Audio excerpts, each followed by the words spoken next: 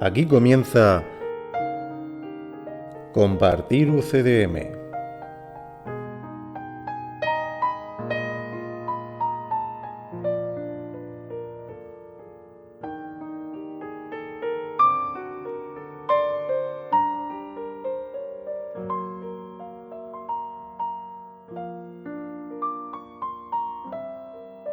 Bienvenidos a Compartir UCDM Podcast,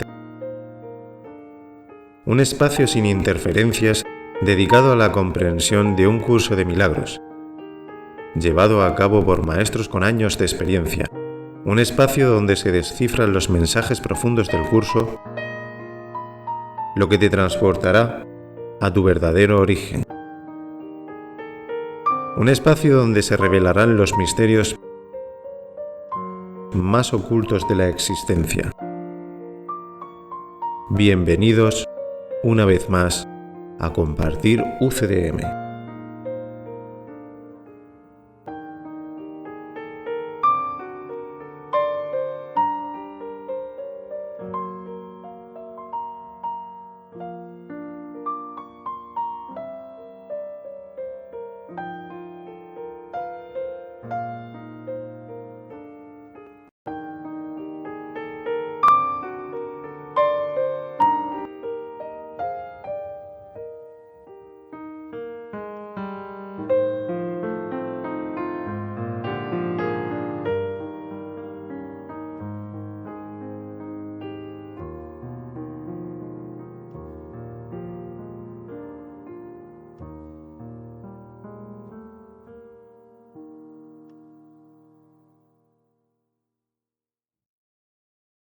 Comenzamos con el programa 37, capítulo 5, sección 6, el tiempo y la eternidad.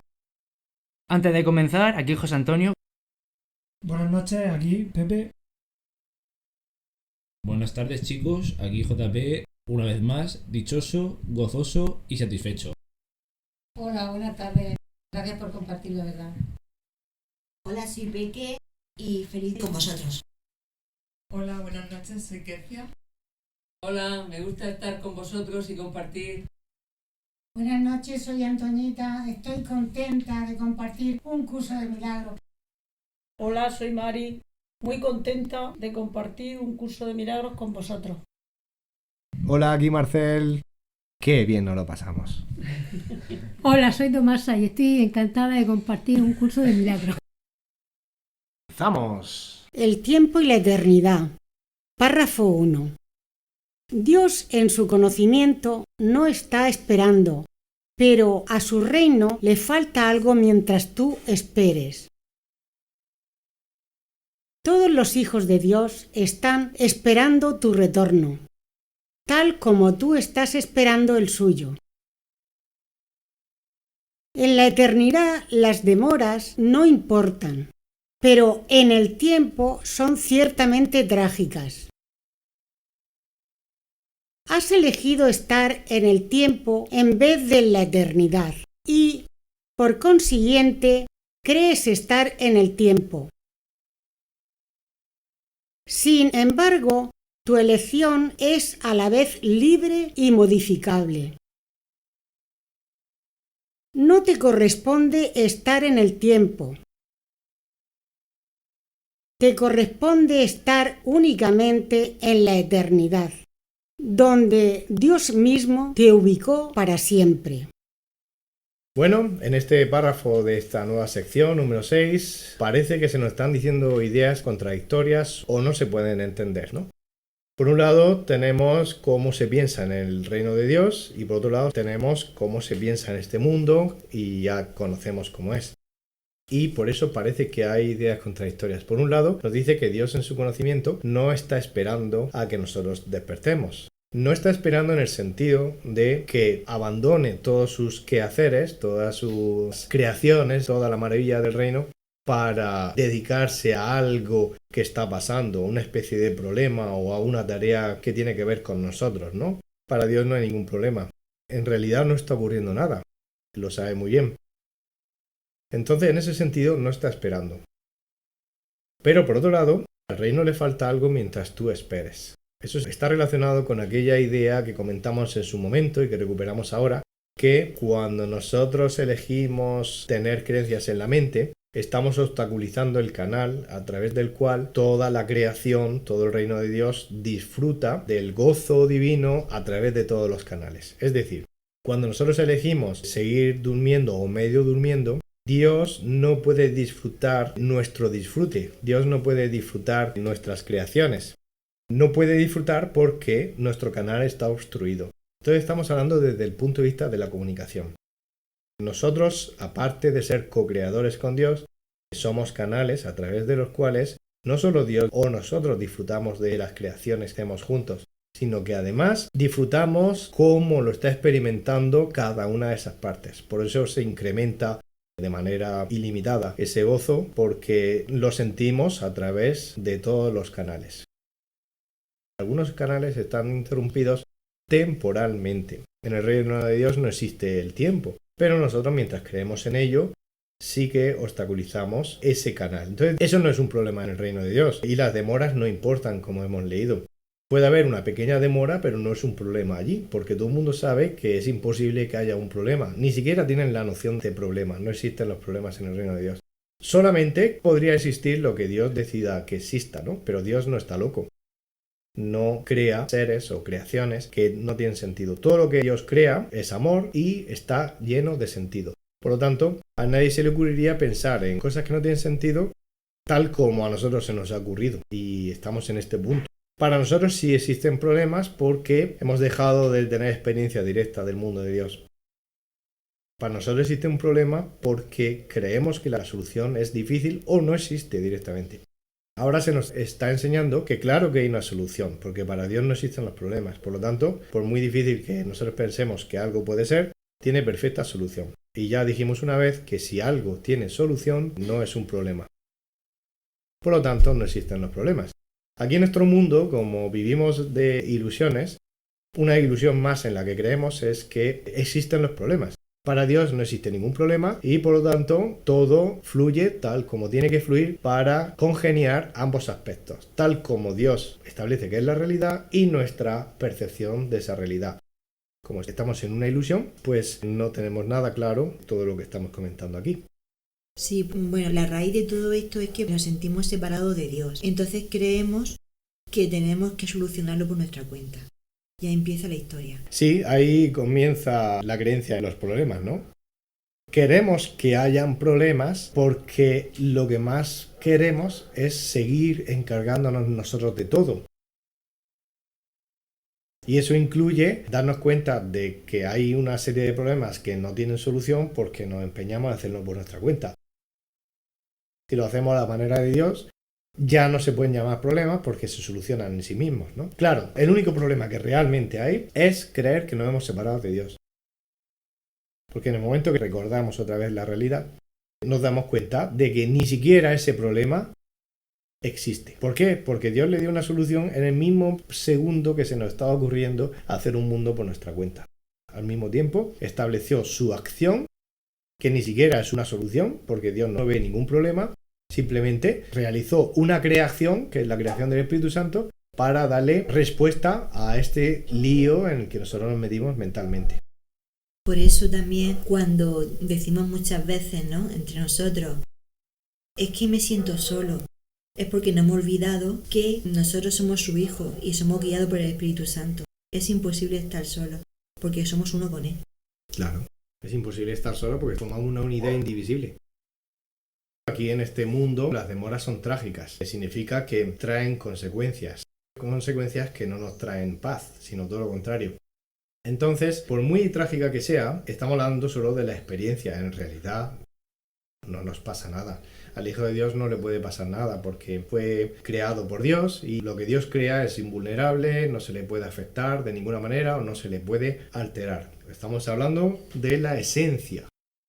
Otra cosa es si hablamos del cuerpo o hablamos de la casa, pues una casa se puede destruir, el coche pues se puede romper, el cuerpo puede tener síntomas o uno puede dejarlo, pero la esencia de Dios es intocable.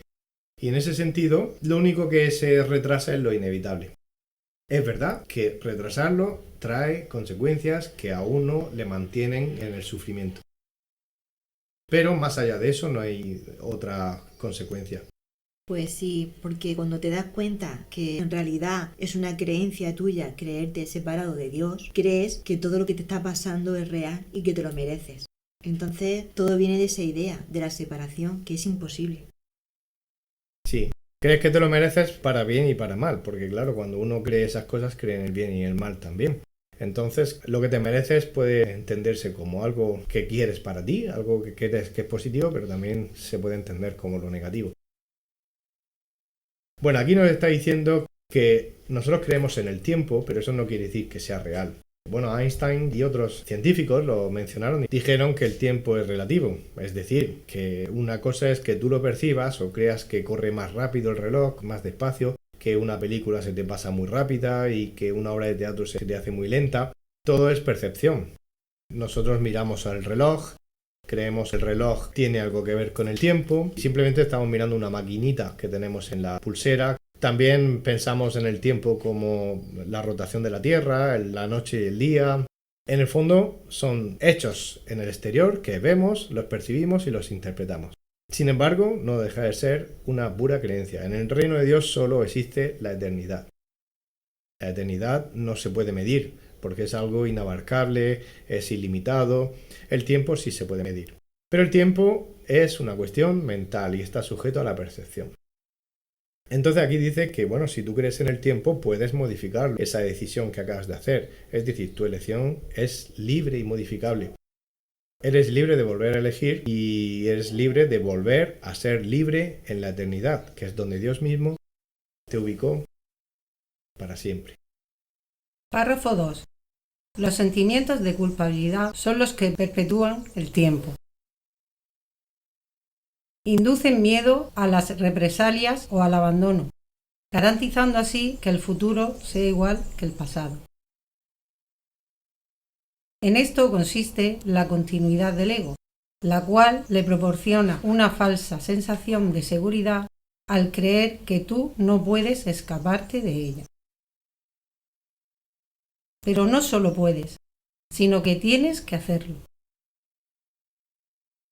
Dios te ofrece a cambio la continuidad de la eternidad.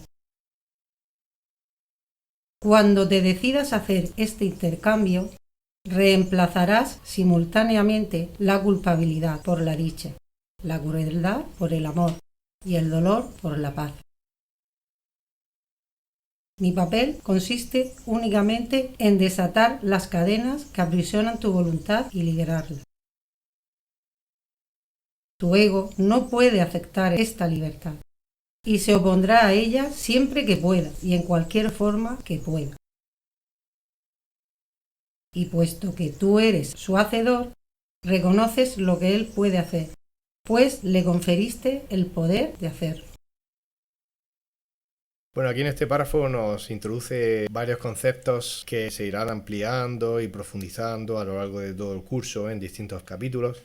Temas como sentimiento de culpabilidad, miedo al castigo o a la soledad, pasado, futuro, ego, se habla de tú, el ser, el Hijo de Dios, y también del papel del maestro para soltar las cadenas, ¿no?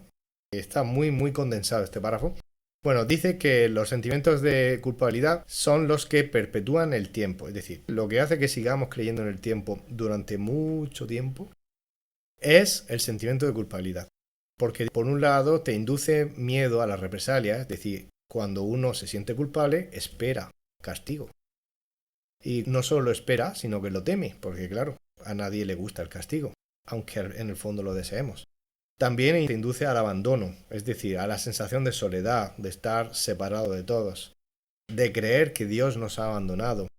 Incluso se dijo erróneamente de Jesús que éste afirmó: Padre, ¿por qué me has abandonado? Eso nunca lo dijo porque Jesús continuamente enseñó que el abandono, la soledad, la separación no existe. Así es que no solo nuestro Padre no nos ha abandonado, sino que nos recuerda continuamente a través del Espíritu Santo que no tiene sentido que sigamos creyendo en la separación. Así es que, como en la parábola del hijo pródigo, nos espera con los brazos abiertos que soltemos la idea de ir por nuestra cuenta. Entonces, la idea del castigo y la idea de la soledad garantizan que tanto el futuro como el pasado parezcan seguir ahí y que una línea de continuidad ilusoria une ambos puntos. Solo existe el presente y ni siquiera eso. Así es que el pasado no existe, es una ilusión, y el futuro no existe, es una ilusión. Pero la creencia en que existe y la línea que parece unir a todas esas partes es lo que da sensación de que haya una continuidad, lo cual le da una falsa sensación de realidad y de seguridad, como leemos ahí en el 4, ¿no? Esa falsa sensación de continuidad del ego está basado en el creer en ilusiones tan dispares y que hacen que creamos que sean reales. Eso te lleva a pensar que si son reales no puedes escapar de ello. Claro, nadie piensa de algo que es real que puede dejar de verlo o puede dejar de existir para esa persona. Lo que uno cree lo sigue viendo y percibiendo hasta que abandone la creencia. En la línea 5 dice, no es que puedas abandonar la sensación de que no te puedes escapar del tiempo, es que lo acabarás haciendo. Primero, uno puede sentir una reacción de rechazo o de desobediencia, ¿no? Eso, por ejemplo, le pasó al que les habla.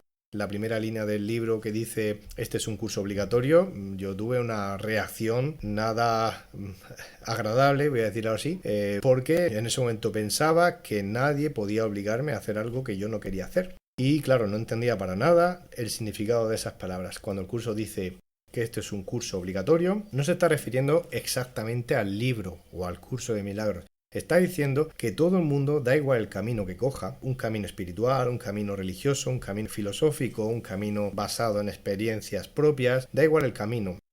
Todo el mundo pasa por querer que los errores en la mente acaban siendo corregidos y la mente se sane. Porque es inevitable. La mente la hizo Dios y como la mente es totalmente pura y sana, uno tiene una atracción irresistible hacia eso. Y entonces la otra idea de que eso no tiene sentido, uno acaba soltándolo, porque su inclinación hacia la felicidad, hacia el gozo, hacia la alegría, hacia la diversión, hacia la paz, hacia todo eso, es algo que no se puede evitar. Lo único que podemos hacer es retrasarlo. Y de eso estamos hablando aquí, de cómo cuando apoyamos al ego, sin darnos cuenta, estamos retrasando lo inevitable. Entonces la palabra obligatorio está unido a lo inevitable. Porque de Dios nadie se burla. Es una frase que aparece en la Biblia.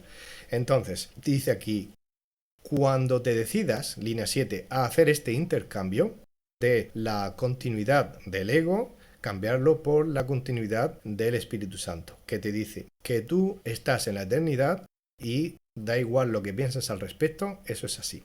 Entonces cuando pasamos de uno a otro, se reemplazará simultáneamente la sensación de culpabilidad, porque la culpabilidad no existe, lo cambiaremos por alegría, por dicha. La crueldad se cambiará por el amor, el dolor por la paz. Y aquí habla el maestro de su papel en este proceso. Su papel es, si le damos permiso, y él está encantado y deseando que lo hagamos, y es una cosa inevitable, pues su papel es liberar a nuestra mente siguiendo nuestra petición, nuestro deseo. Claro, el ego, que es esa parte de nosotros a la que no le gusta todo esto, pues está en contra, pero somos nosotros los que lo hemos fabricado. No lo hemos creado, porque el ego no existe en el fondo. Pero nosotros creemos de alguna forma que existe porque no paramos de apoyarlo. Por eso dice ahí en la línea 9, tu ego no puede aceptar esta libertad y se opondrá a ella siempre que pueda y en cualquier forma que pueda. Nosotros, cada vez que queremos apoyar las ideas equivocadas que no nos traen felicidad, cada vez que hacemos eso, estamos apoyando a una idea que no existe, pero que al apoyarla, la convertimos en nuestra realidad. Y como la convertimos en nuestra realidad, nos da la sensación de que no podemos escapar de ella. Es solo una sensación, porque en el fondo no existe. Por lo tanto, tomando una nueva decisión en favor de la paz, uno se libera de la sensación de estar aprisionado.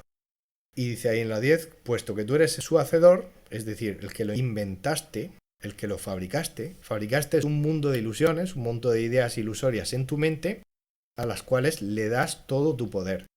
En el momento que dejas de hacer eso, Ahí te das cuenta del poder que tienes tú, del ningún poder que tiene el ego y de que el único que te hace feliz es tu padre. Párrafo 3. Acuérdate siempre del reino y recuerda que tú, que formas parte de él, jamás te puedes perder. La mente que estaba en mí está en ti, pues Dios crea con absoluta imparcialidad. Deja que el Espíritu Santo te recuerde siempre su imparcialidad y déjame enseñarte cómo compartirla con tus hermanos. ¿De qué otra manera, si no, se te puede brindar la oportunidad de reivindicarla para ti mismo? Ambas voces hablan simultáneamente en favor de diferentes interpretaciones de una misma cosa, o casi simultáneamente, pues el ego siempre habla primero. Las interpretaciones que representan la otra alternativa no se hicieron necesarias hasta que se concibió la primera de ellas. Comienza diciendo el párrafo 3, acuérdate siempre del reino y recuerda que jamás te puedes perder. Así es, Jesús decía, mi reino no es de este mundo. Pues tampoco este es nuestro mundo, tampoco es nuestro lugar, nuestro reino. Nuestro lugar está con Dios, junto a Él. Jamás te puedes perder. Nunca Dios nos dejó de su mano. Sigue diciendo, la mente que estaba en mí está en ti. Nos habla Jesús en primera persona y la mente que estaba en Él está en nosotros ahora, porque Dios crea en igualdad. Todos somos iguales. ¿De qué otra manera, si no, se te puede brindar la oportunidad de reivindicarla para ti mismo? Si tú no ves a tu hermano igual que a ti, no te puedes liberar de este mundo, de este ego, de esto que no es amor, si no ves primero liberado a tu hermano con absoluta imparcialidad. En el apartado 5, las dos voces que se puede escuchar hablan simultáneamente y siempre podemos escuchar ambas voces, pero nosotros podemos elegir una de ellas, el Espíritu Santo y el ego.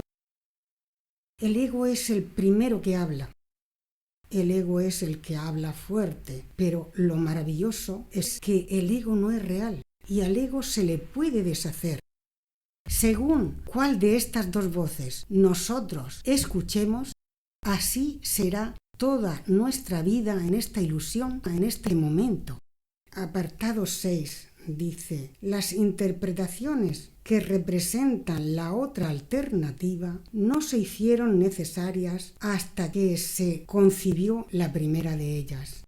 Claro que no. Si nosotros no nos hubiéramos creído apartados de Dios, si no hubiésemos creído dar realidad a este mundo, si no hubiésemos creído que estamos aquí y alejados de nuestro Creador, no habría sido necesaria ninguna otra voz que no fuera la unidad. Pero claro está, nunca nos hemos separado de Dios, es solo una creencia en nosotros. Estamos unidos en el pensamiento de Dios, que es uno y que no se puede separar, y que es lo que en estos momentos estamos experimentando en el reino de Dios. Acuérdate siempre del reino, pues no tenemos nunca que olvidar que el reino es nuestro lugar. Párrafo 4. El ego dicta sentencia y el Espíritu Santo revoca sus decisiones, en forma similar a como en este mundo un tribunal supremo tiene la potestad de revocar las decisiones de un tribunal inferior. Las decisiones del ego son siempre erróneas porque están basadas en el error, para cuya defensa se tomaron. El ego no interpreta correctamente nada de lo que percibe. no solo cita las escrituras para defender su causa, sino que incluso las interpreta como testigos a su favor. A juicio del ego, la Biblia es algo temible. Al percibirla como algo temible, la interpreta con miedo. Al sentir miedo, no apelas al Tribunal Supremo porque crees que también fallaría en tu contra. Bueno, en este párrafo estamos usando terminología legal, ¿no? Aquí se nos dice que por un lado el ego dicta sentencia a la hora de interpretar el mundo y esa sentencia tiene que encajar con las mismas creencias que el ego ya tiene, por lo tanto todo lo que ocurre afuera o encaja con esas creencias o se critica y se ataca. Eso desde el punto de vista del ego. Pero como no sabe interpretar bien, eso lo vamos a ver a continuación, comete muchos errores y en sus sentencias no hay justicia y por lo tanto podemos recurrir al Espíritu Santo para que revoque esas interpretaciones. El Espíritu Santo, como un tribunal supremo, tiene potestad para corregir lo que el ego afirme. Entonces, no importa las veces que uno se equivoque en la vida porque le ha cogido de la mano al ego, ¿no? O ha escuchado la voz del ego. Siempre puede volver a rectificar esa decisión.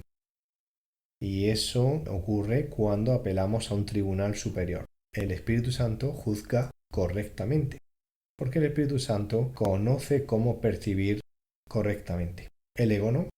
El ego no para de percibir erróneamente. Así que, dependiendo del tribunal al que recurramos, pues tendremos una sentencia justa o una sentencia errónea.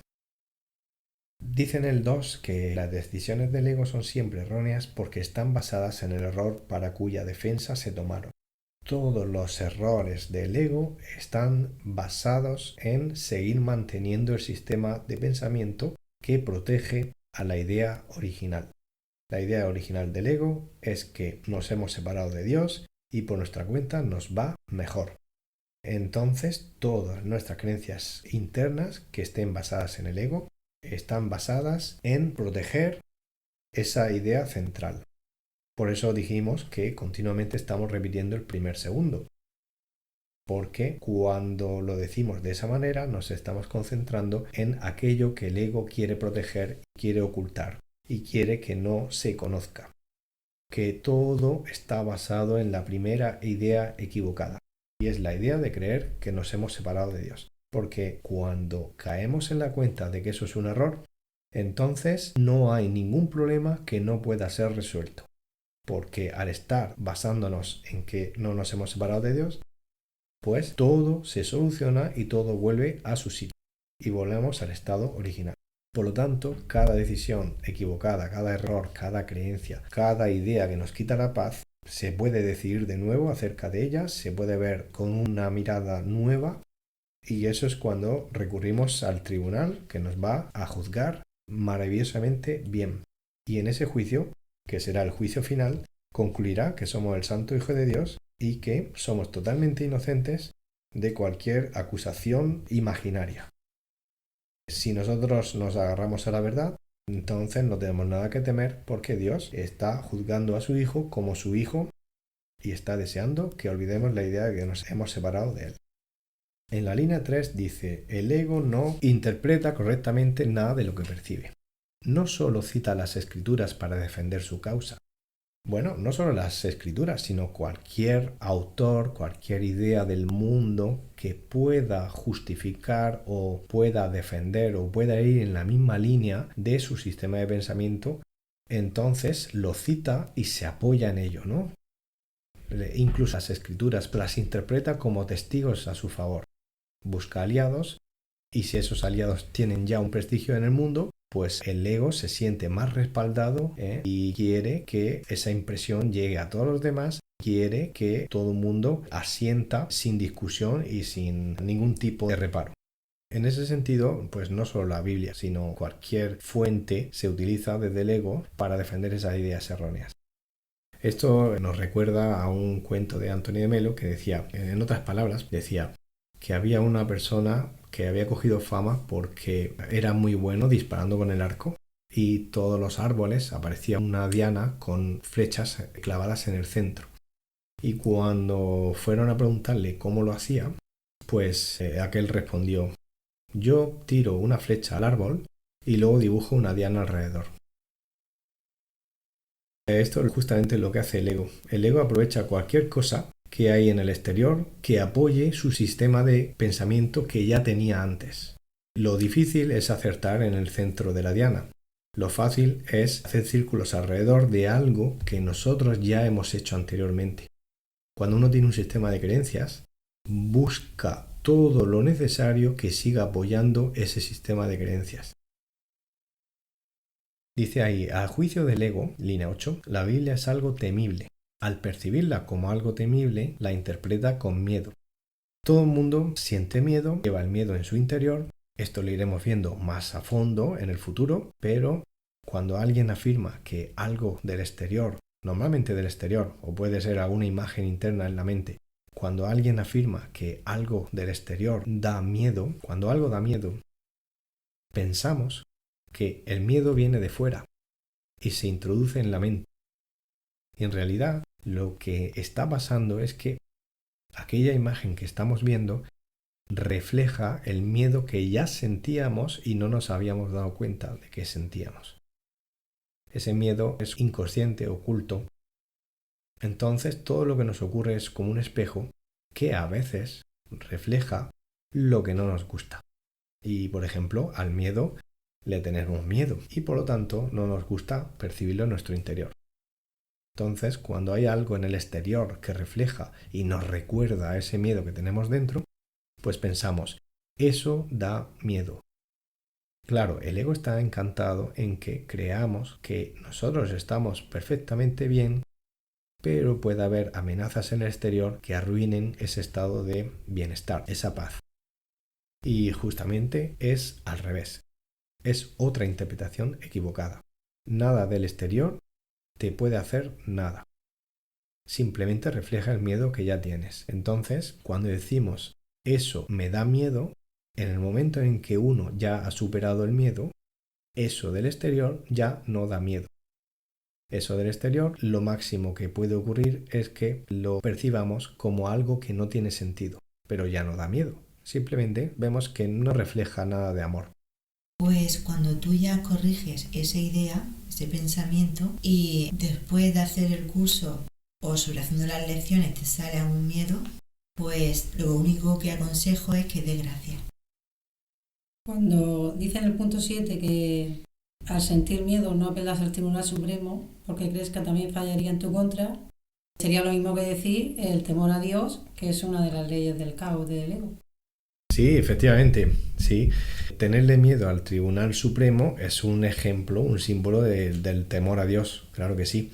Cuando creemos que nos hemos separado, pues hay muchas ideas erróneas con respecto a Dios. Una, que nos va a castigar; otra, tenerle miedo; otra, sentirnos culpables de tales pensamientos. En otros momentos pensamos lo contrario, que Dios nos quiere, y en otros momentos pensamos que nos quiere matar. Bueno, ese miedo hacia Dios, que es un miedo interno, da igual la forma que le demos, se proyecta sobre cualquier cosa que nos lleve a creer o pensar que va a salir ese miedo dentro de nosotros hacia nuestra conciencia. Por lo tanto, no queremos mirar a ese miedo y siempre lo atribuimos a algo externo. El ego hace eso con respecto al Espíritu Santo.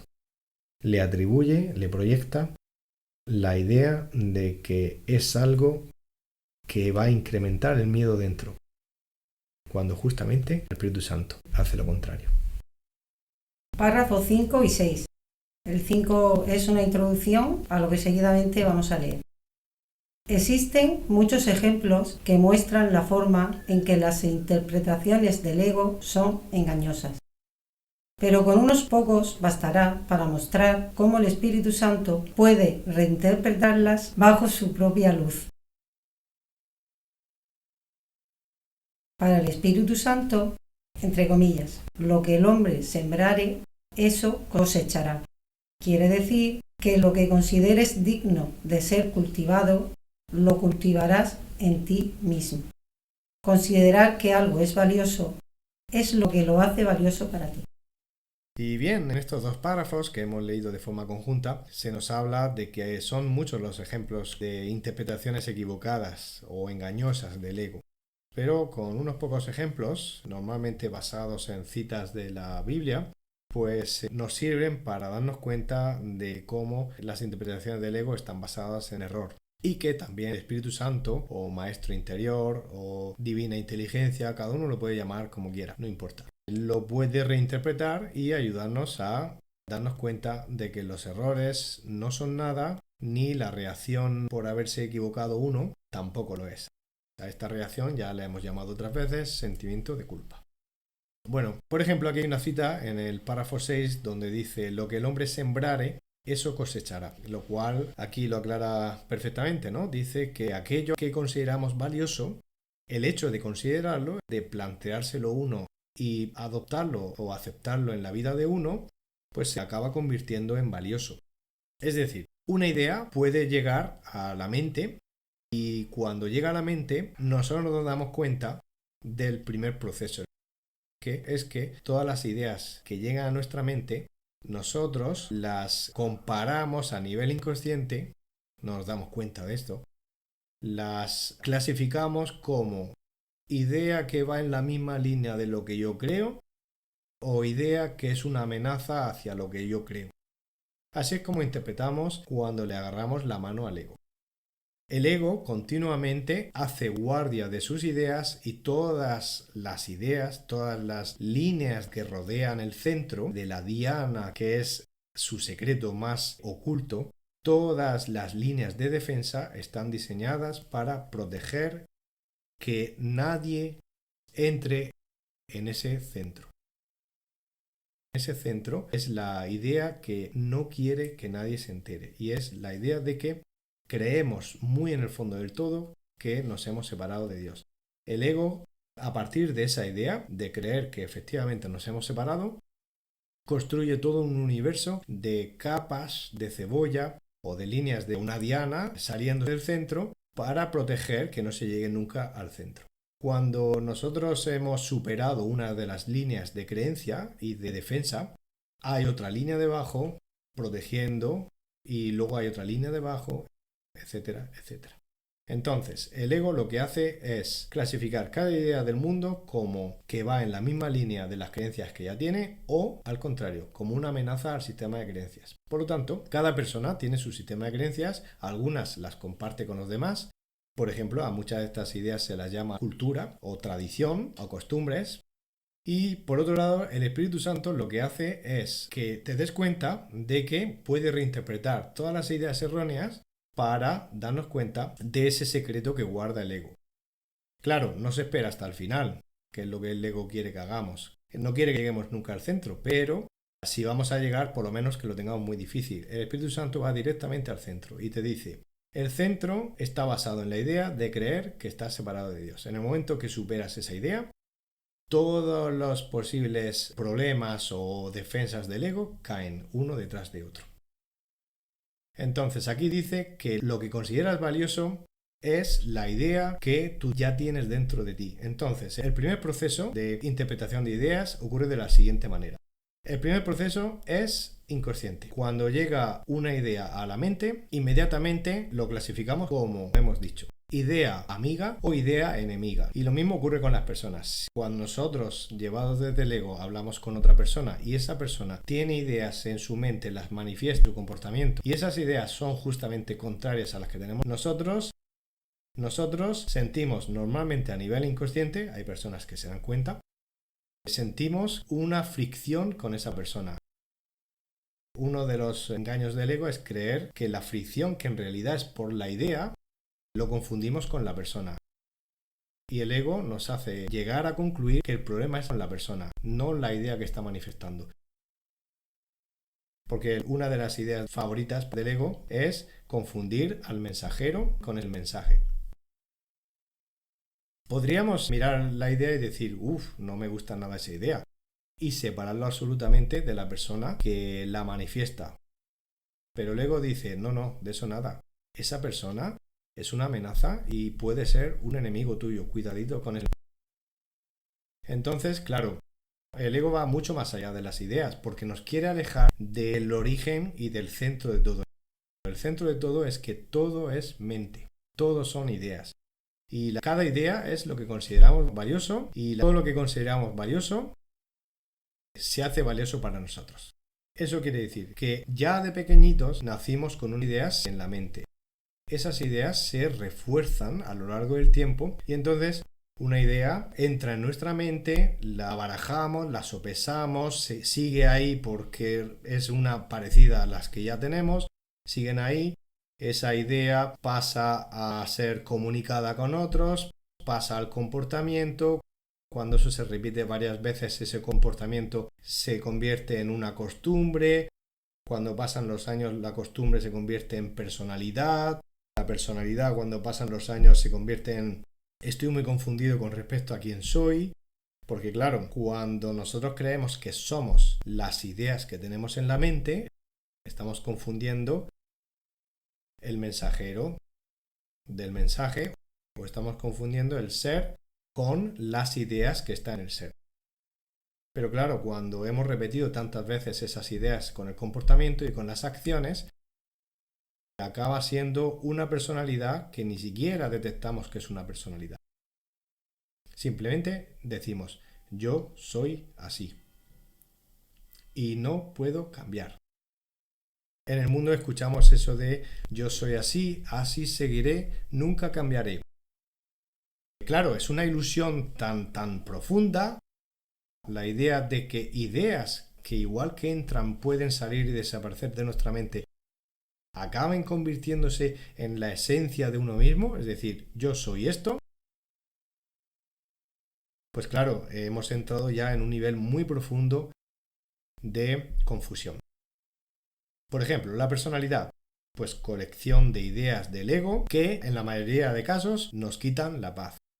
Nosotros no somos nuestra personalidad. La personalidad es esa colección de ideas en nuestra mente que nos son muy valiosas, que no paramos de repetir y de tanto repetir acabamos creyendo que somos nosotros mismos. Pues además de que cuando tú empiezas a corregir esas ideas de la mente errónea, quitándote capas, a veces notas que te tiembla todo, ¿no? Quiere decir que estás soltando unas creencias que tú tenías muy fuertes de ti misma. Pero cuando te das cuenta que tú, a través del Espíritu Santo, has corregido esa idea y que no eres eso, al final es una liberación y una paz. Porque ya vas viendo la película o las situaciones de otra forma. Ya no ves a las personas separadas de ti, ni ves ataque ni nada. Solamente ves que hacen un papel y actúan como saben, a través de sus creencias que aún no han corregido, pero son totalmente inocentes como tú. Lo importante no es cómo se manifiesten los demás, sino que nosotros seamos conscientes de las ideas que hay dentro de nosotros que nos quitan la paz. Realmente eso es lo importante, ¿no? Eso te lleva, claro, a hacer lo que tú acabas de decir, ¿no? Darte cuenta cómo hay que juzgar lo que tenemos enfrente. Pero poco a poco el curso nos va llevando hacia el interior, a darnos cuenta de que aquellas ideas que nos quitan la paz están adentro. Con respecto a la frase que dice lo que el hombre sembrare, eso cosechará, si nosotros tenemos una idea que consideramos muy valiosa, por ejemplo, consideramos a un hermano que nos ha traicionado, le seguimos dando valor a la idea de la traición, creemos que existe, creemos que nuestro hermano nos ha hecho algo, lo repetimos una y otra vez. Eso es lo que estamos sembrando y la cosecha está claro que va a ser el sufrimiento, porque con ideas de ese tipo que consideramos tan valiosas y las defendemos una y otra vez, pues la cosecha está clara. Es el sufrimiento, eso está asegurado. Párrafo 7. Mía es la venganza, dice el Señor. Puede reinterpretarse fácilmente si recuerdas que las ideas se expanden solo al compartirse. La aseveración subraya el hecho de que la venganza no se puede compartir.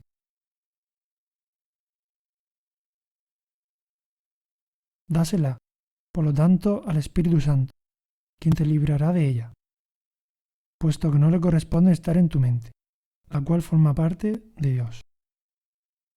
Pues como tú llevas aún la idea errónea de la venganza, crees en el ataque, tener sentimientos de conflicto hacia los demás, pero en realidad es hacia ti mismo, ¿no?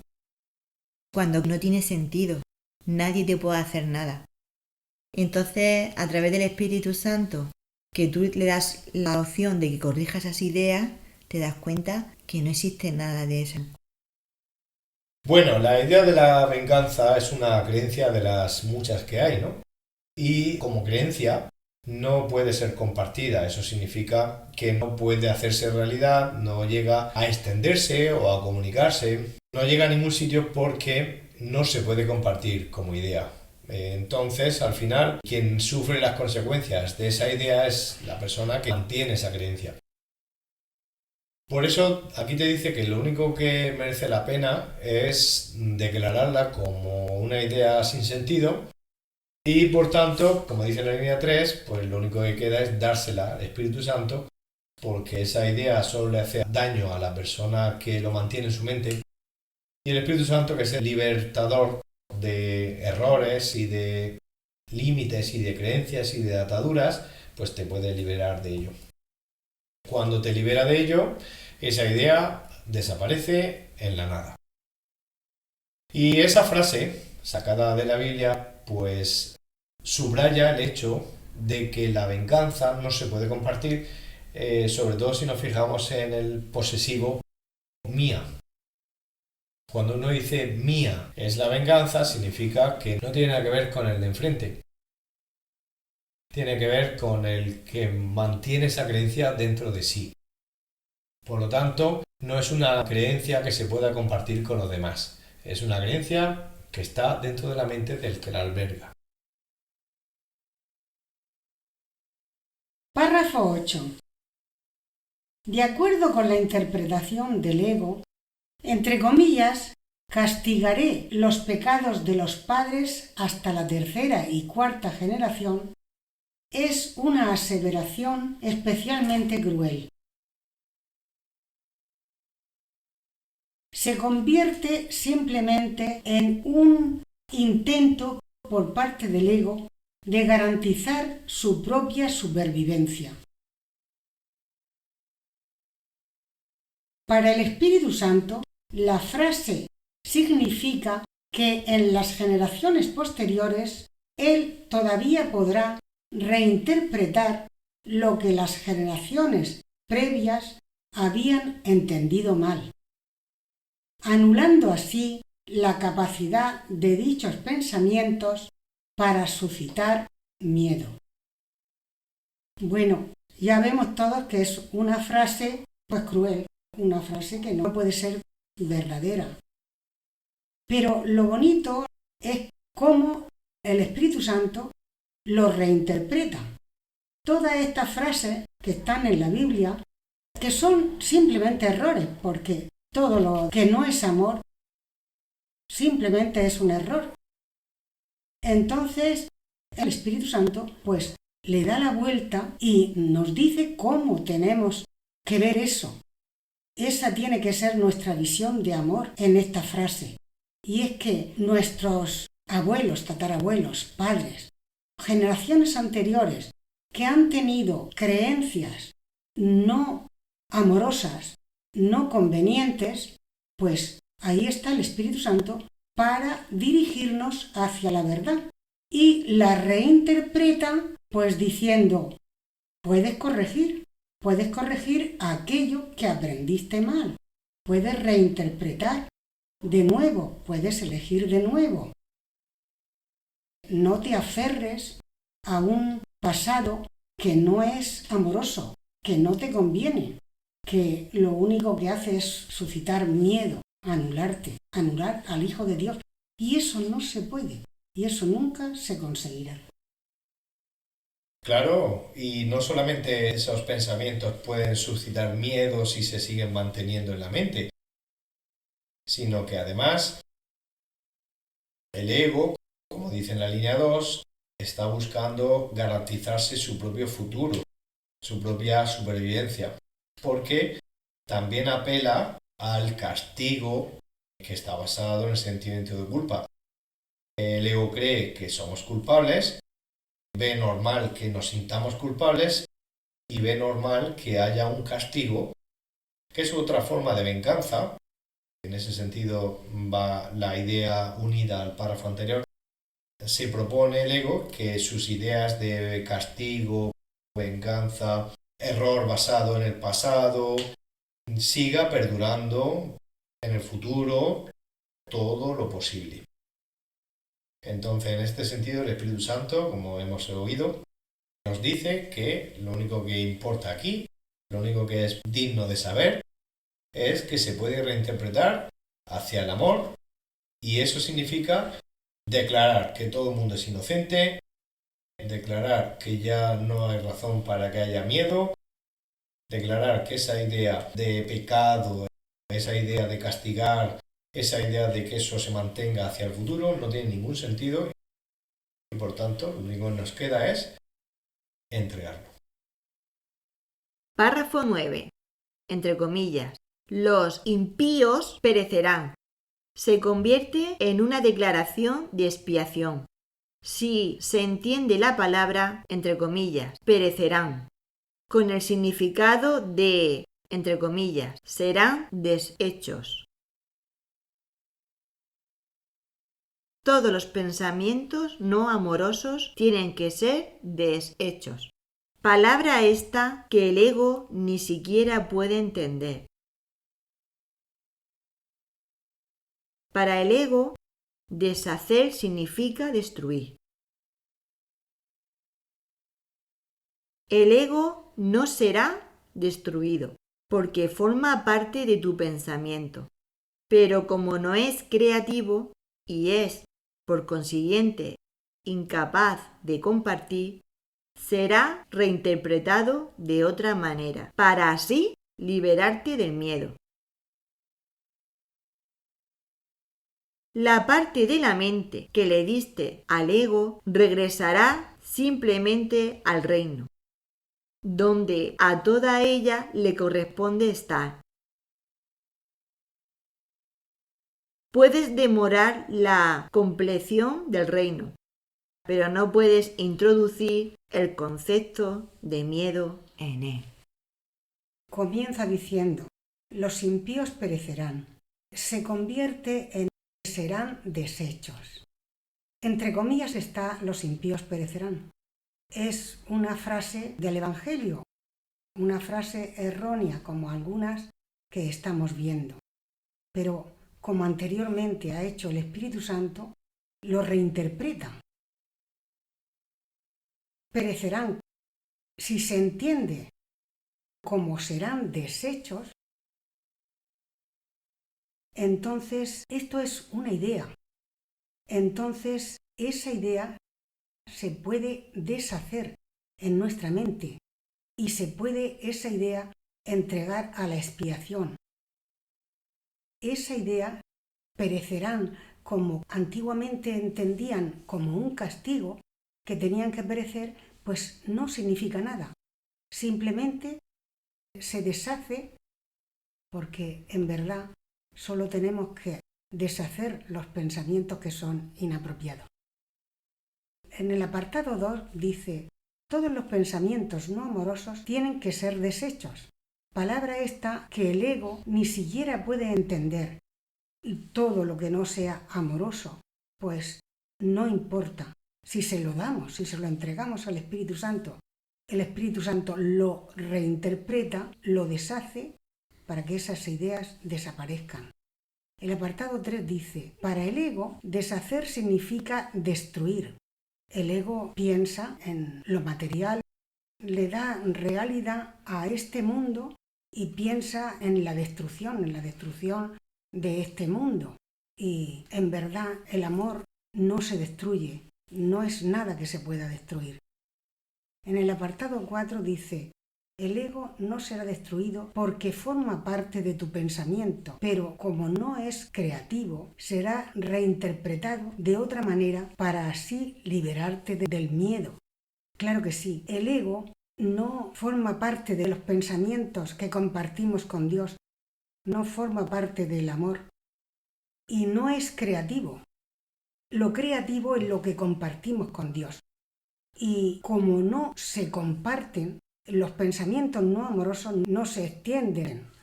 El ego no puede contra esto, no puede contra la verdad. En el apartado 5 dice, la parte de la mente que le diste al ego regresará simplemente al reino. Aquí parece estar una parte de la mente, esa parte dormida, que no es recta, que no es amorosa. Y esa parte, al corregir las ideas, esos pensamientos erróneos, se unirá, regresará aquí al reino. Y aquí experimentamos la felicidad porque está ocurriendo ahora. No existe el tiempo experimentarlo, la felicidad que somos en el reino de Dios. Y despertamos de este sueño. El apartado 6 dice, puedes demorar la compleción del reino, pero no puedes introducir el concepto de miedo en él. Claro que no. El reino de Dios no está completo sin una parte de la mente que somos nosotros, una mente dormida. Pero no podemos llevarnos allí. El miedo, las ideas erróneas, no puede entrar en el reino de Dios. Por eso, nosotros aquí lo que hacemos en el curso de milagros es corregir todas las ideas erróneas, no amorosas, para estar en compleción con Dios, en el reino de Dios. Efectivamente, para el ego, que forma parte de la mente del Hijo de Dios, que es la que está llena de errores, el ego nunca ha sido creado dotándole de realidad. Es una completa fantasía. Y como no es real, nunca es destruido. El ego es una fabricación falsa y en ese sentido solo el ego cree que es real. Entonces el ego sí que cree que todo lo que crea cree que es real. En realidad es una fabricación y solo el ego cree que igual que se construye, se destruye. Y es una creencia. Aquí ya hemos leído que las ideas del ego son desechas. Eso significa que solo el ego cree que son reales, todo lo que fabrica, pero que lo único que se hace al final es sustituirlas por la verdad. Y cuando se sustituyen, desaparecen. En realidad nunca estuvieron en ningún sitio. Párrafo 10. No tienes por qué temer que el Tribunal Supremo te vaya a condenar. Este simplemente declarará sin lugar el caso contra ti. No puede haber caso contra un hijo de Dios, y todo testigo que da fe de la culpabilidad de las creaciones de Dios está levantando falso testimonio contra Dios mismo.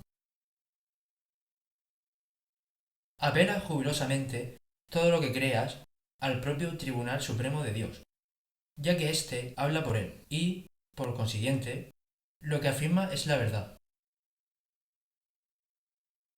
Declarará sin lugar el caso contra ti, no importa cuán cuidadosamente lo hayas preparado.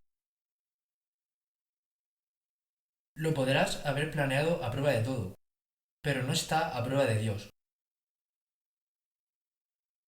El Espíritu Santo no le dará audiencia, pues Él solo puede dar testimonio de la verdad.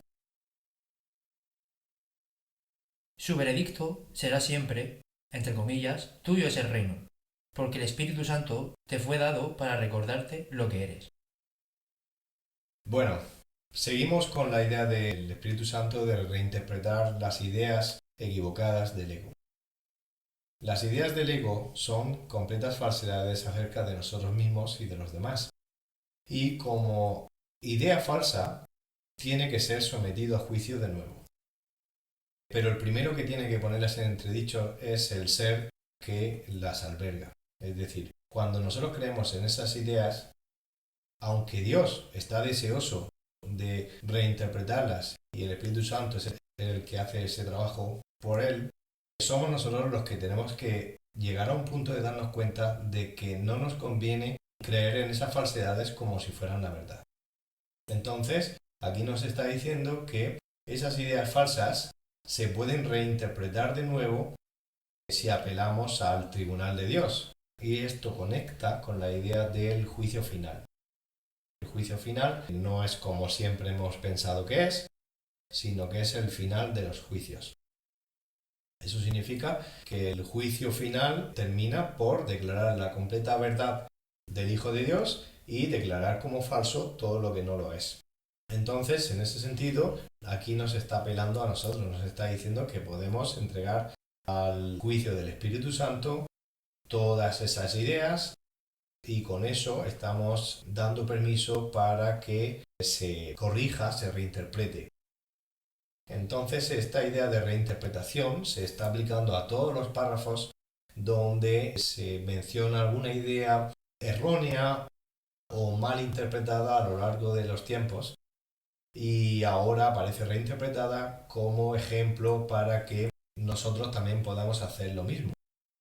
Entonces, aquí en la línea 2 le dice que el Tribunal Supremo declarará sin lugar el caso contra ti, porque es que ni siquiera hay caso. Nosotros creemos en esas falsedades como si fueran verdad. Mientras creemos en ellas, hay caso. Y aquí el Espíritu Santo nos está diciendo que ni siquiera hay caso.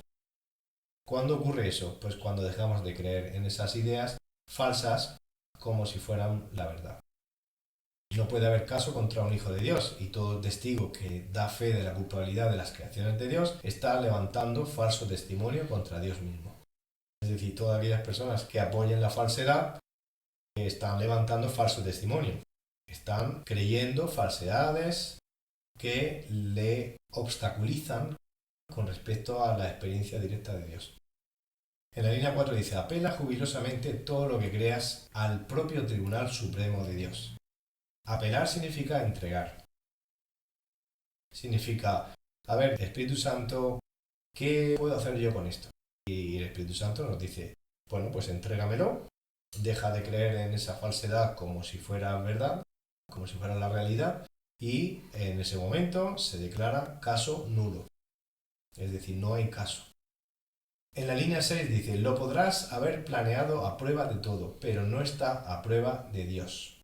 Es decir, mientras nosotros creemos en todas esas ideas erróneas, todas esas creencias, todos esos pensamientos que nos quitan la paz, podremos creer que está a prueba de todo. Es decir, que ese sistema de pensamiento es muy fuerte en sí mismo. Pero la única fuerza que tiene es la que nosotros le ponemos. En este sentido, la fuerza no está en el sistema en sí, sino en el poder que se le da. En el momento que nosotros lo entreguemos, el Espíritu Santo no dará audiencia a ninguna idea errónea, simplemente nos recordará cuál es la verdad. En el apartado 8 dice, su veredicto será siempre, entre comillas, tuyo es el reino, porque el Espíritu Santo te fue dado para recordarte lo que eres. Tuyo es el reino es una frase que está en la Biblia, pero aquí el Espíritu Santo dice tuyo es el reino porque no solamente es de Dios el reino, precisamente porque es nuestro el reino de Dios y estamos en estrecha e íntima unión con Dios, donde no puede haber ninguna separación. Dice, para recordarte lo que eres. Nos está diciendo, tú eres el reino de Dios. Párrafo 11. Cuando dije, entre comillas, yo he venido como una luz al mundo, lo que quise decir fue que vine a compartir la luz contigo. Recuerda mi referencia al espejo tenebroso del ego, y recuerda también que dije, entre comillas, no mires ahí. Todavía sigue siendo cierto que es a ti a quien le corresponde decidir dónde has de buscar para encontrarte a ti mismo. La paciencia que tengas con tu hermano es la misma paciencia que tendrás contigo mismo. ¿No es acaso digno un hijo de Dios de que se tenga paciencia con él? He tenido infinita paciencia contigo, porque mi voluntad es la voluntad de nuestro Padre, de quien aprendí lo que es la paciencia infinita. Su voz estaba en mí tal como está en ti, exhortándonos a tener paciencia con la filiación en nombre de su Creador. Bueno, la luz significa, como término, comunicación, intercambio de información. Entonces, esa frase extraída de la Biblia, yo he venido como una luz al mundo, significa que el Maestro vino a compartir la luz con nosotros. Vino a comunicarnos una información que necesitábamos para que supiéramos el propósito de estar aparentemente en el mundo. Esa información se nos da para que pudiéramos ver el camino, igualmente que dijo: yo soy el camino, la verdad y la vida. Ese camino necesita luz en su movimiento hacia el cielo. Aquí nos está diciendo: cuando miras al espejo tenebroso del ego, que es un símbolo que nos dice y nos recuerda, no mires ahí. ¿Por qué? No porque haya algo que temer, sino porque no hay nada de interesante. Recordemos que estamos aprendiendo a quitarle el valor a las ideas que hasta ahora nos parecían valiosas, y son las ideas erróneas o las falsedades que todavía tomamos por verdad y consideramos valiosas. Por otro lado, de la mitad del párrafo en adelante, menciona la palabra paciencia. La paciencia tiene que ver con una idea que en el mundo se reparte en dualidad, ¿no? En el mundo o uno tiene paciencia o uno tiene impaciencia. En realidad, ninguno de los dos términos, paz, ambos pertenecen a este mundo porque la paciencia es el símbolo que más se parece a la paz, pero sin ser paz. Eso significa que en este mundo la impaciencia se ve como algo negativo y la paciencia se ve como algo positivo. Sin embargo, la paciencia es solo un símbolo que se acerca a la paz, pero no es la paz. Cuando uno cree que tiene que tener paciencia es porque tiene miedo de la impaciencia. Tiene miedo de no controlar o no poder con una situación que cree que le puede quitar la paz. La paciencia es una idea que en el mundo se maneja como una forma de esfuerzo y sacrificio que uno tiene que hacer para no caer en la aparente amenaza o la idea que a uno le puede quitar la paz. Cuando uno sale de esa dualidad, sabe que nada del exterior le puede quitar la paz, uno sale de ese binomio impaciencia-paciencia. Por lo tanto, aquí cuando dice que la paciencia que tengas con tu hermano, línea 4, es la misma paciencia que tendrás contigo mismo, está diciendo que cualquier símbolo de paz está basado en la idea de que tu hermano no puede quitarte la paz. Entonces, en ese sentido, al principio uno pasa a través de la paciencia hasta que se da cuenta de que no hace falta paciencia porque tu hermano no te quita la paz. Claro, a la hora de comunicar la luz que llevamos dentro, a la hora de compartirla con los demás, muchas veces nuestros hermanos no se manifiestan de forma amorosa. Eso significa que cuando uno todavía no está en paz, necesita de paciencia para saber compartir y para saber expresarse de cara a nuestros hermanos. Esto no debe confundirse con dedicarse una vida entera a un hermano. Ya leímos en otra ocasión que si tu hermano te pide algo, puedes acompañarle 1 milla, puedes acompañarle 2, pero no tienes por qué estar toda la vida dedicado a esa persona, a ese hermano, si ese hermano no quiere avanzar contigo. Entonces, la paciencia tiene que ver con ese camino de 1 milla o 2 millas. Pero si llega la ocasión donde cada uno tiene que seguir su camino, así es. Y si el hermano sí que realmente quiere sanar, quiere aprender, pues nosotros pasamos por el camino de la paciencia hasta salir de esa dualidad. En ese sentido ya estamos en paz y no nos importa, y con todo el cariño del mundo, con todo el gozo, disfrutamos todo lo que tiene que ver con comunicar y compartir las ideas de la verdad. La paciencia e impaciencia, que es dualidad, si la relacionamos con la paciencia del mundo, vemos que está relacionada con los errores mentales, con el sacrificio, con la expectativa, con querer cambiar la forma de actuar de un hermano. Pero si lo asociamos con la mente recta, vemos que la paciencia es la ausencia de tiempo. Todo es ahora con el amor y la paz. Así es, nosotros llevamos muchos años compartiendo la verdad y nunca nos cansamos de lo que es nuestro. Nunca nos cansamos de la verdad, porque la verdad es maravillosa, es un continuo gozo y ya Cuando uno lo percibe así, uno se da cuenta que no tiene nada que ver con la paciencia, tiene que ver con el disfrute. Cuando uno disfruta algo, ya no pierde la paciencia nunca, porque no tiene nada que ver con sacrificarse, con esforzarse, con hacer algo que no quiere hacer. Tiene que ver con disfrutar lo que está haciendo. De igual manera que el Maestro tuvo paciencia infinita con nosotros, que es lo mismo que decir paz, de igual manera nosotros continuaremos su camino. Párrafo 12. Ahora debes aprender que sólo la paciencia infinita produce resultados inmediatos. Así es como el tiempo se intercambia por la eternidad.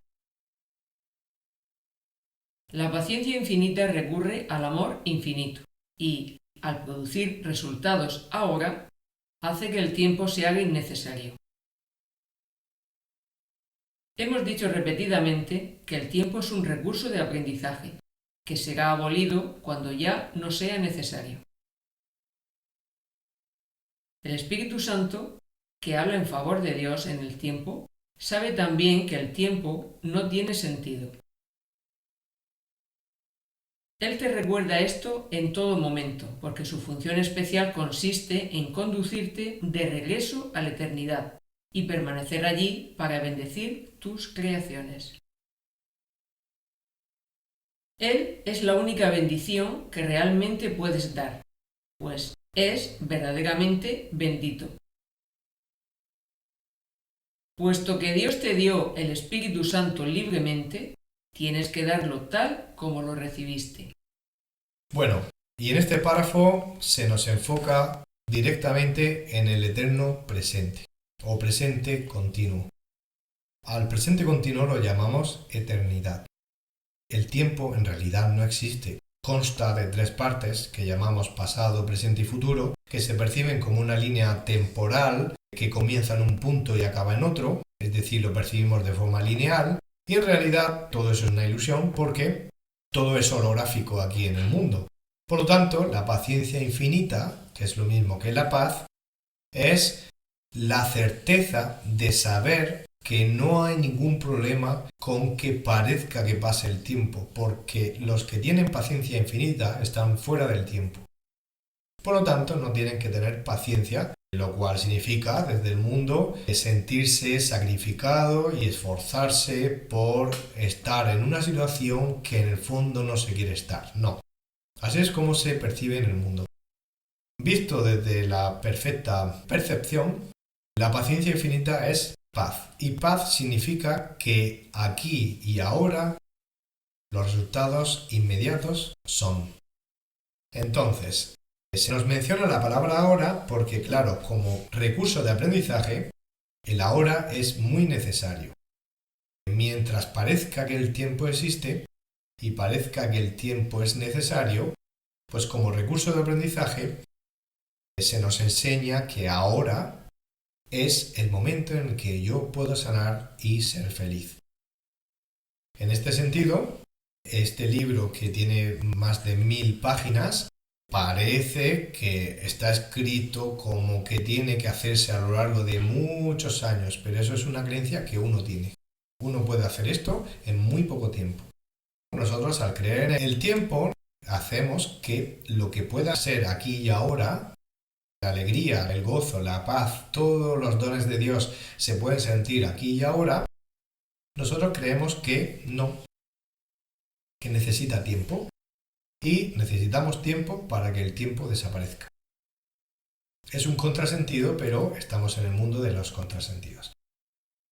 Incluso la palabra ahora es solo un recurso de aprendizaje, pero no tiene sentido porque la palabra ahora es este segundo, este segundo, este segundo, este segundo, este segundo, y por lo tanto cada uno de los segundos anteriores se han convertido en pasado. La idea de ahora es la idea de que el presente o la eternidad solo dura un segundo y ese segundo hay que estar renovándolo continuamente. Claro, es solamente un recurso de aprendizaje. Nos está diciendo que mientras tenemos la mente llena de errores mentales, ahora es el momento donde yo puedo decidir, es ahora. Entonces el ahora es necesario mientras la corrección sea necesaria. En el momento en que uno ya vive en la paciencia infinita, en el tiempo ilimitado, en la eternidad, el tiempo se hace innecesario. Entonces ahí será abolido, como hemos leído en la línea 4. Cuando uno está en la paciencia infinita, significa que ha sanado lo suficiente como para sentir un gozo continuo, ilimitado. Cuando uno está siempre en estado de dicha, ya no es necesaria la paciencia, porque solo los demás, en su ilusión de sufrimiento, pueden creer que no tienen paz. Y aquí en la línea 1 dice, ahora debes aprender que solo la paciencia infinita produce resultados inmediatos. ¿Qué significa resultados inmediatos? Significa que si tú quieres sanar aquí y ahora, tú sanas aquí y ahora. ¿Cuándo recibes los efectos de esa sanación? Pues posiblemente en un futuro, porque mientras creemos en el tiempo, creemos que los efectos llegarán después. Si uno acepta que la solución y la sanación se da aquí y ahora, los resultados son aquí y ahora, y no tiene nada que ver con cuándo se percibe. Si uno ha soltado el tiempo, puede percibirse aquí y ahora. Mientras uno cree que se tarda tiempo en sanar, los efectos de la sanación se reciben después. Pero que uno crea eso no quiere decir que los resultados no son aquí. Los resultados se producen justo en el mismo momento que uno quiere que la sanación se produzca.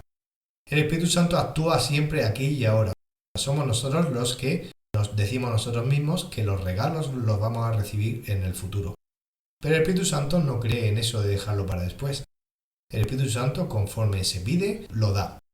Y lo da aquí y ahora. Así es que solo nos queda dejar de creer que llegará en el futuro. Y puesto que el Espíritu Santo te lo dio libremente, tú lo debes de dar igual que lo recibiste, libremente. Aquí dice que los sentimientos de culpabilidad perpetúan en el tiempo e inducen al miedo, lo pone como primero, y yo lo veo como todo simultáneo. Es todo simultáneo. Exacto. Es que lo he visto tan claro también en el punto 7 cuando dice este intercambio reemplaza simultáneamente la culpabilidad por la dicha, la crueldad por el amor y el dolor por la paz. Es que mentalmente es tan fácil, es solo un pensamiento, tiene pensamiento de culpa y lo reemplazas por el amor, cambia una cosa por la otra. Solo un pensamiento. Es solo un pensamiento. Lo que pasa es que de ese pensamiento derivan muchos pensamientos y muchas situaciones. Entonces al principio, hasta que no aprendemos que todo son formas de lo mismo, hasta que no aprendemos eso, nos da la sensación de que nos tenemos que encargar de todo uno por uno. Y detrás de eso todavía está el impulso de vamos a encargarnos nosotros. Porque nosotros sí creemos que los temas se tienen que dividir por temas. Otra forma de enfocarlo. El otro día dijimos que los errores mentales hay varios, de los cuales se derivan todos los demás. Por ejemplo, la creencia en el tiempo. Eso es una consecuencia de errores más básicos. De esos errores más básicos se derivan multitud de creencias erróneas. Pero en vez de hablar de cada una de ellas y qué hacer con ellas, aquí el libro nos dirige siempre a los 6 o 7 así más básicos. Y esos 6 o 7 se basan en dos. En sentimiento de culpa y miedo. De todos los errores mentales que hay, apego, creencia en la separación, escasez, creer que no somos abundantes, en los juicios, creer en el ataque y en la defensa, es decir, no percibir correctamente. Todo eso son errores mentales, todo ocurre simultáneamente. Pero el otro día dijimos, se puede enfocar hablando de uno de ellos como la reacción a todos los demás. Por ejemplo, el sentimiento de culpa dijimos que es una reacción que ocurre a cada uno de los errores que cometemos. Y claro, si nos damos cuenta de que nos tenemos que dejar a un lado el error en sí y centrarnos en que nos estamos sintiendo culpables, eso nos acelera mucho el camino. Por ejemplo, si alguien se siente culpable con ciertos actos que hace en su vida, y a lo mejor ni siquiera nadie le está juzgando, pero esa misma persona se siente culpable consigo mismo y porque piensa que eso está mal, pero como que no puede evitarlo o algo así. Entra en un círculo vicioso, ¿no? Donde puede haber, por ejemplo, un apego, error mental, pero lo que hace que no se libere de ese apego es el sentimiento de culpa de no parar de tropezar en esa piedra. Bueno, pues liberarse del apego ocurrirá seguramente después de darse cuenta de que no es culpable de nada. Pero mientras en el fondo se siente culpable, no puede liberarse del apego. Entonces dijimos que el sentimiento de culpa es una reacción a un error y lo único que ve uno es el error. Intenta solucionar ese error y como lo está haciendo por su cuenta, cree que tiene que solucionar ese error, pero nunca puede liberarse. Este fenómeno está muy estudiado. Cuando uno acude a otra persona para decir todo lo que siente por dentro, intentando liberar su mente, uno puede estar, yo qué sé, hablando con una amiga. Y la creencia de fondo es, a ver, para liberarme de esto, como tengo confianza con esta persona, pues se lo cuento. Con los demás no se lo puedo contar a los demás, pero a esta persona sí. Y contándolo, creo que me libero. Pero es que uno está a cargo de ese proceso, cree que uno tiene que hacer eso, ¿no? Y uno no tiene que hacer eso, pero cree que hablando con la amiga se libera, pero no se libera. Lo que se produce es un proceso de ilusión, de sanación, que le lleva otra vez a volver a tener que hablar con la amiga. Pues en el mundo católico es que nosotros nos hemos acostumbrado pues ir al confesionario y volver continuamente por el mismo problema. Claro, no se arregla yendo al confesionario, se arregla dándose cuenta uno de que uno no es culpable. Pero entonces no podemos decir eso de por mi culpa, por mi culpa, por mi gran culpa. Mientras seguimos diciendo eso, no podemos liberarnos del error. Para liberarse del error, lo primero que hay que hacer es dejar de reaccionar a ese error. Y la única manera es tomar la decisión que el libro te dice, por activa y por pasiva, de que todos somos inocentes y nadie, absolutamente nadie, es culpable de nada. Cuando tomamos eso como verdad y lo aplicamos, no solamente creerlo está muy bien, pero llega un momento en que uno tiene que tomar la decisión de aplicarlo a su vida. Eso ya es una fase de práctica. Entonces, cuando uno ya practica que todo el mundo es inocente, incluido uno mismo, pues de repente topa con el apego y el apego no tiene ninguna fuerza ya a partir de ahí, porque la fuerza que tenía era el enfoque de querer sanarse uno mismo y eso está basado en el sentimiento de culpa y en la idea de separación. Entonces, claro, el otro día dijimos, bueno, pues podría enfocar esto así y eso te libera de muchos errores mentales, sí, pero todo es simultáneo. O sea, uno puede decir, bueno, el sentimiento de culpa es reacción a un error y antes de ese error ya nos sentíamos culpables. Entonces, no es consecuencia, también es causa. Es un círculo vicioso, causa-consecuencia es como una cadena. Es que lo he visto muy claro, el otro día lo vi, pero es que hoy ya ha sido... Claro. Eso nos pasa a todos. Y entiendo perfectamente del tiempo. El tiempo es que es la consecuencia de no decidir. Lo dejo para mañana, lo dejo para pasado, o si me voy al pasado me siento culpable por lo que no hice o por lo que pude hacer. No pasa nada por mirar al pasado. Sí. El tema es cómo reaccionamos. Exacto. El truco siempre es el mismo. El ego nos dirige la vista o la mente, o bien a imágenes físicas externas, o bien a imágenes internas que llamamos recuerdos o imaginaciones. Bueno, pues el tema no es mirar las imágenes, el tema es cómo las interpretamos o cómo reaccionamos. Claro, porque tenemos una creencia de que la culpa existe. Entonces creemos que el otro ha hecho algo también que te quita a ti la paz, que es culpable. Entonces tenemos la falsa creencia de decir, ya lo perdonaré. Y cuando nos damos cuenta que somos nosotros mismos, que tenemos esa idea de nosotros y la podemos corregir, el de enfrente actúa según sus creencias y como sabe. Claro, esto es otro ejemplo más. Hemos puesto el ejemplo del apego, pero ahora estás hablando de percepción de ataque. Me ha hecho esto, ¿no? Entonces he percibido que me ha atacado de alguna forma, ¿no? Una vez que doy por hecho que me ha atacado, he hecho una sentencia, es culpable. Yo elijo ahora si vengarme ahora o vengarme después, pero todo eso ya ha ocurrido. Cuando damos por hecho que ha ocurrido el ataque, lo cual es una ilusión, el ataque nunca ha pasado. Cuando damos por hecho que el ataque existe, no nos podemos liberar del ataque hasta que soltemos la idea de que cualquier persona puede ser culpable de algo. Cuando tú crees en la culpabilidad, que es una creencia, porque hay una diferencia entre creer y ser.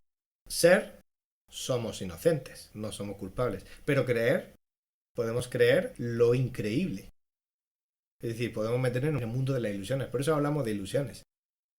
La realidad es que somos inocentes, porque ¿cuál es la realidad? Por lo que Dios estableció. ¿Qué hizo Dios con nosotros? ¿Nos hizo culpables o nos hizo inocentes? Nos hizo inocentes.